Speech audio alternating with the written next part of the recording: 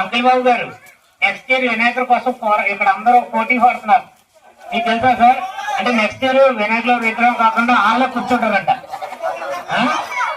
Sir బాబు ముగ్గురండి sir. తాజా వార్త update information. ఎవరెవరు?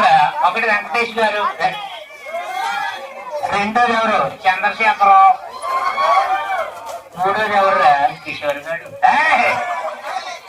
గాడు ఇంకా చెప్పలేదు. అందరి గురించి మాట్లాడాం. యా ఇంకెవరైనా ఫ్రెండ్స్ ఉన్నారు నీకు ఇక్కడ? ఎవరైనా? గోల్డ్ నరేంద్ర గారు నమస్కారం సార్.